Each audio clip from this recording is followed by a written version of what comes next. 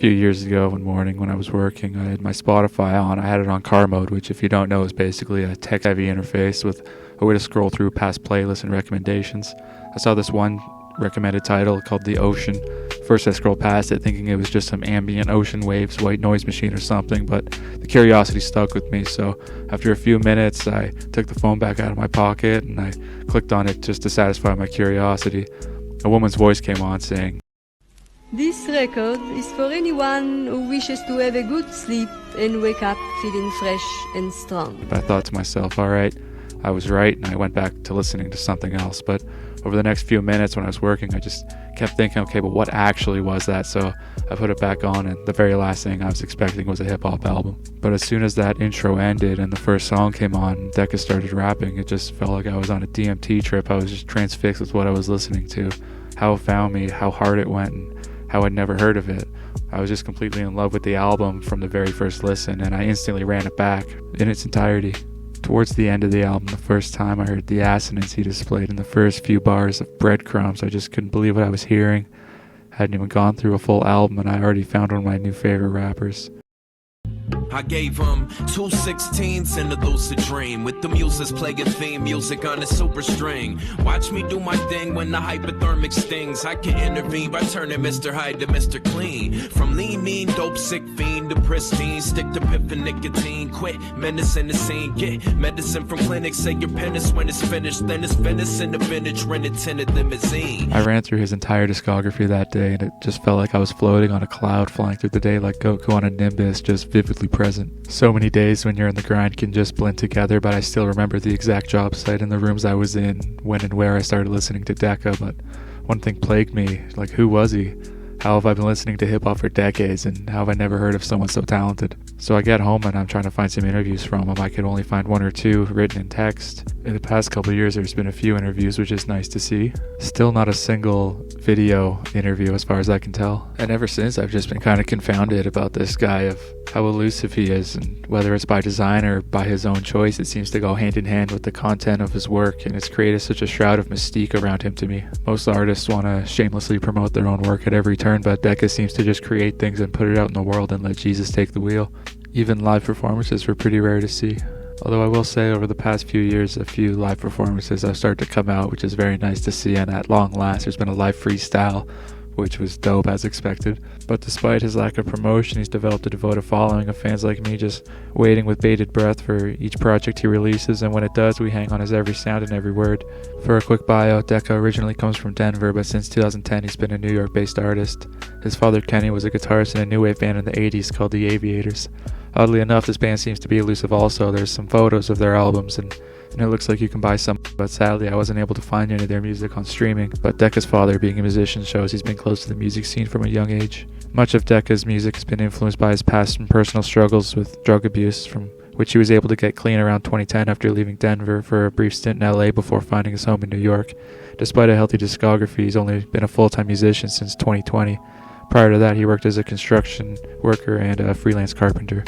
The way he pens his lyrics, it shouldn't be of any shock that his work is influenced by the likes of poets like Herman Hesse, to philosophers like Jacob Boehme, to Tom Waits, to writers like Joseph Campbell. When he was asked what he likes to do outside of music for fun, the first thing he said is reading, which shouldn't be surprising given his list of influences, which probably gives him a deep well of esoteric references, and he takes advantage of those at every turn. But his music influences are just as diverse, from Nas and De La Soul to Bob Dylan and Jimi Hendrix to the father of Afrobeat, Fela Kuti. He has consistent lyrical motifs throughout his music. His music is ethereal and psychedelic.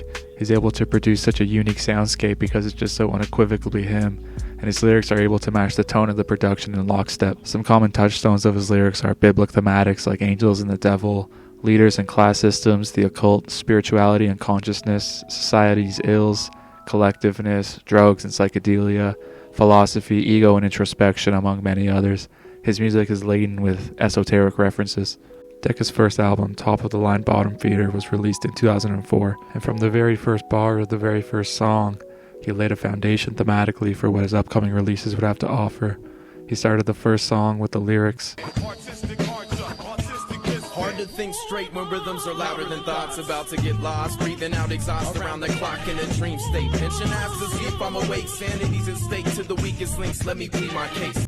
In a 2022 interview when Deca was asked to describe his music, he said, "I like sounds that have a dreamlike quality. Music that reminds you of a place you've been but can't quite place exactly when or where." Deca's earliest works were made when he was still living in Denver, produced with the help of some local producers, but on his first album you can hear the first beat he ever made is the third track called Hope Turns to Doubt. All in all, it's mankind's darkest hour. With it, there is a glimmer of hope.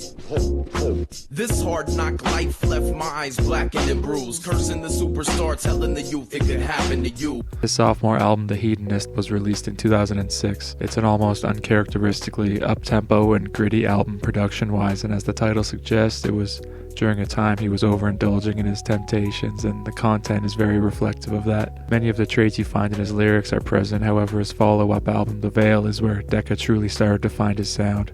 Probably because it's his first self-produced album, and since then all but one of his albums have been self-produced. This album is where his music started to become more ethereal, and the production on this album is almost whimsical in a way, offering a juxtaposition with the drug-laden and esoteric introspective lyrics. I think the title track is a good example of that dichotomy. It's a fun and carefree chorus. It's reminiscent of picking flowers on a sunny day in the park. And then it ends, and immediately Deca comes in with his gritty lyrics and bars that just hit you like a slab of concrete. I just wanna say it's gonna be great if you could see to it.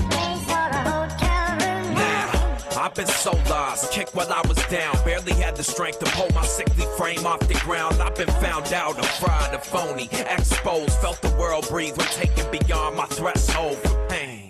I would say this is the album where Deca started to craft his trademark ethereal, dreamlike sound and set his music on the trajectory it landed on today. It's a good album and it clocks in at a very digestible 39 minutes, but I think his follow-up album, The Ocean, is his first masterpiece, and that's where I would recommend jumping off from if you're interested in getting into Deca's music. It's Deca's first album that uses a vocal intro, interlude, and outro, which is something that becomes common in his following albums. It helps keep the tone of the album and frame it all together in a nice package, almost setting the stage. I think this is where Deca finds the real equilibrium between his production and lyrics that follows him through his albums, where his lyrics are perfectly complemented by the instrumentals and vice versa.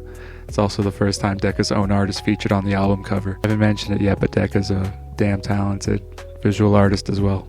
The solitary nature of his work reminds me of another one of my favorite artists, Prince. Prince famously played every single note of every instrument on his debut album, For You. And if you listen to a Deca album, it's like you're getting him in full, from the production to the art to the lyrics. And he'll often only have one or two features on his album, so it almost creates an experience like it's just you and him, like he's taking you on some sort of intimate journey. Something about the instrumentals he produces are just able to capture you and hypnotize you and make you feel like you're floating through space, being carried by his lyrics on a journey to wherever he wants to take you. He's a true artist in every sense of the word, and this has led to some of the most impressive universe and world building I've seen in hip-hop since MF Doom. The same dichotomy of his whimsical production and deep lyrics wrapped in a deep gritty voice is matched in tone in the dichotomy of some of his lyrics, like "You gotta go through hell to get to heaven," or "Paint a halo on top of a pentagram." And his songs are laced with clever wit, like all in a dream, all in a vision, all is forgiven when the walls of a prison fall to the earth with a bang, and you don't have a scapegoat, you're the only person to blame.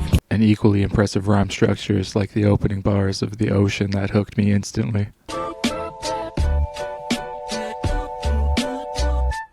Back chasing dreams, here we go again.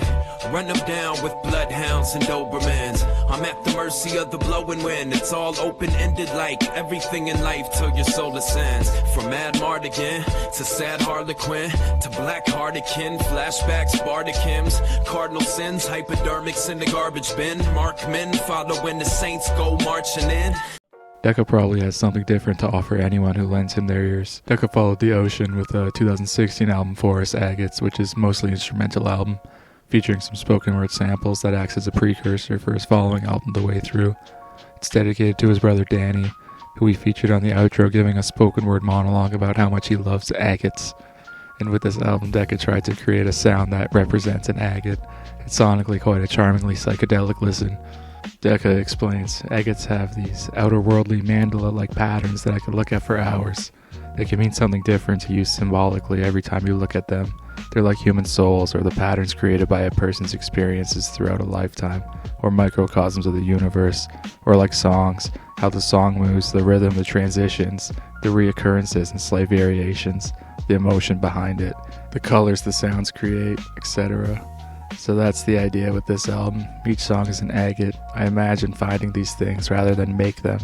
I stumble across them on my way through the forest. 1 year later, Deca releases The Way Through. It opens with a spoken word intro by his friend Kriyama. This is a woman he met coincidentally because he sat next to her on an airplane.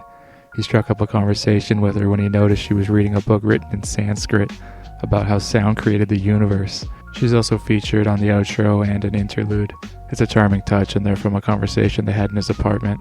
I think sound and vibration is something that Deca thinks deeply about, and it's pretty synchronistic. He wound up sitting next to a woman on a plane reading a centuries-old book about it. Deca also features his father Danny on an interlude, which is another charming touch. Clocking in at 32 minutes and featuring all the hallmarks of a great Deca album, this is just a wonderful album to listen to, and definitely a must-listen for any fan of Deca. He then got in his producer bag for 2018's Flux, which is an instrumental album featuring remixes of songs from his past 2 albums. In 2019, he then teams up with Neon Brown and releases The Donner Party, referencing a party of mid-1800s pioneers, a very grim tale. They resorted to cannibalism in a true horror story. Probably something most people don't even know about, but given the esoteric nature of his reference base and how well read he is, I'm not surprised that Deca would name an album after this. It's a short album clocking in at 19 minutes. It's very good, but the album he follows it up with is a true masterpiece. 2020 Snakes and Birds is some of Deca's finest work, and absolutely a must-listen for any Deca fan, probably just hip-hop fan in general. I'm pretty sure the title of this album is a reference to Matthew 10:16, wherein it says, "Be as wise as serpents and innocent as doves." I could be mistaken though. As I previously alluded to, it's quite rare for him to have features, but on this album he has a feature from the legendary Eli of the group Living Legends. For whatever reason, I'm just a sucker for shorter length albums, and at 29 minutes, this is an album that stays in my rotation and gets a lot of play from me. Lyrically and production-wise, it's some of Deca's finest work. It is my favorite intro of any of his albums. So trippy and psychedelic, and it just leads so well into the opening track. Deca follows this album up with another short instrumental album called Source Material, where he remixes library music. If you don't know, library music is basically like stock music, which just goes to show the esoteric nature of this guy and his inspirations. He followed this album up with his most recent album, Smoking Gun. This album has another legendary feature, one of my favorite MCs, Blue, and one from homeboy Sandman, who Deca's been doing quite a bit of work with recently and kind of seems to be the main reason why Deca's coming outside a little more, so shout out to homeboy Sandman.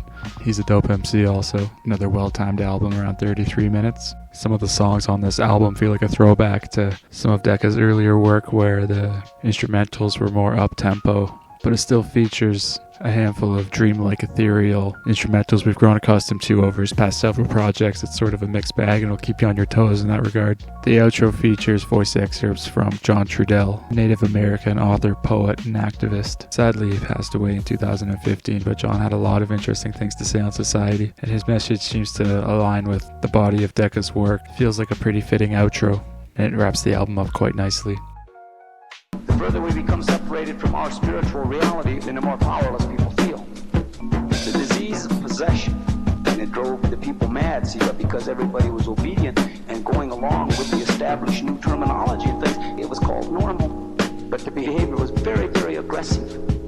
Every insecurity and fear and paranoia that you have, all right, don't want to face, every self-doubt is the pollution left over from the mining of our essence, the spirit. Because it's in the best interest of the predator that we don't see clearly. And that is the story of this album. Any way you cut it, it can't stay as it is. It might be my favorite outro of any Deca album, and just fits so perfectly. Deca has to be one of the most interesting people in hip-hop, yet I have yet to meet anybody who actually knows who he is. Yet he has a healthy fan base. His YouTube videos get plenty of views, plenty of streams on streaming services, so even the guy's fans are elusive. Even among my friends who listen to a lot of hip-hop, none of them have even heard of him. And every time I put one of their songs on, they're like, who is this guy? Because this shit is crazy. His most recent album was 2022, so hopefully we're due for a new album soon. And with each album comes a handful of Google searches, because half the time I'm like, what does that mean? Let me look that up. It's one of the reasons I love listening to him so much. He's just such a dope artist. In parting, I want to leave you guys with something that's probably going to resonate with any of my more artistically inclined viewers. Deca was asked what advice he would give to producers, but I think this can apply to anyone in any art form. He said, find the thing that's uniquely yours and cultivate it. I think if you do things for the right reasons and with the right intentions, opportunities will knock eventually and people will catch on. Even if you're not able to make a living off of it, do it anyway. I think that's exactly what he's done in his career, and I think those are completely and utterly words to live by. Chase that passion, baby. Because you can just tell when someone's heart's not in it. And Deca's definitely is, and that's one of the reasons I love him so much. Alright y'all, if you made it this far, thank you so much. I know this one's a little long, but it was important to me to do it justice, and I just couldn't find a way to do that in too timely of a manner. But I appreciate the shit out of you if you're watching this. If you're a fan of Deca's, I hope you learned something new. If you're not a fan of Deca's, hopefully you check him out and become one, because if you're not, you're missing out, man. Alright, I love you. Do something good for someone today. Peace. Any way you cut it, it can't stay as it is.